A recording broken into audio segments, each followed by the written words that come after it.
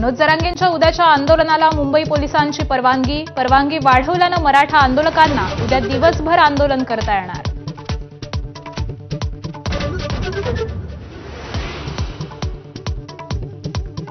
मराठा समाजाला कुणबी घोषित करा त्याशिवाय इथून उठणार नाही, जरांगेंचा निर्धार। जरांगेंकडून सरकारला उद्या सकाळपर्यंतचा अल्टिमेटम।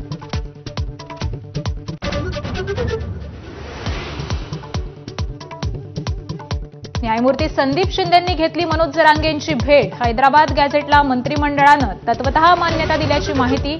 समितीनं मागितला 6 महिन्यांचा वेळ।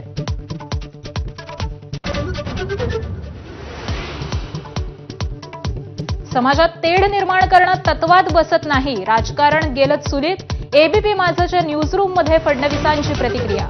मराठा समाजाच्या हिताचे निर्णय घेतल्याचंही केलं स्पष्ट।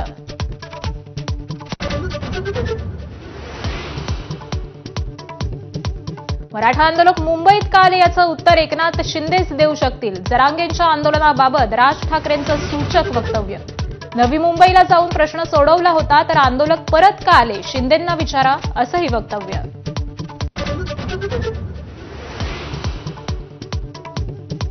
फोनवरून उद्धव ठाकरेंची मनोज जरांगेंशी चर्चा। अंबादास दानवेंनी आंदोलनस्थळी भेट घेत जरांगेंची ठाकरेंशी चर्चा करून दिली, तर आंदोलकांना मदत करा, ठाकरेंच्या शिवसैनिकांना सूचना।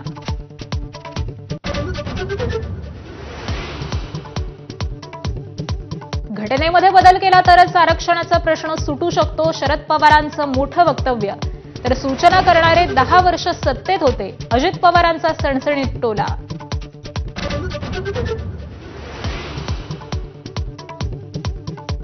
जरांगेंच्या आंदोलनानंतर आता ओबीसी नेते लक्ष्मण हाके आणि ओबीसी महासंघ आक्रमक।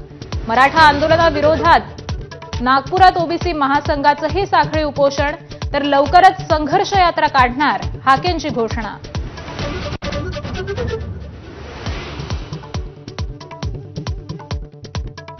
आंदोलकांसाठी सोयी सुविधा दिल्या नसल्याचा आरोप महापालिकेनं फेटाळला। 300 स्वच्छतागृह, 450 कर्मचाऱ्यांसह रुग्णवाहिका तैनात केल्याची पालिकेची माहिती।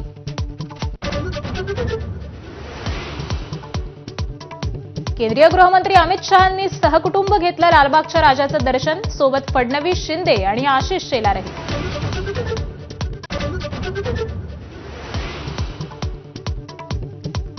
मुंबई दौऱ्यावर आलेल्या अमित शहांच्या सरकारी विमानात तांत्रिक बिघाड। ऐनवेळी उपमुख्यमंत्री शिंदेंच्या चार्टर्ड विमानानं शहा गुजरातकडे रवाना।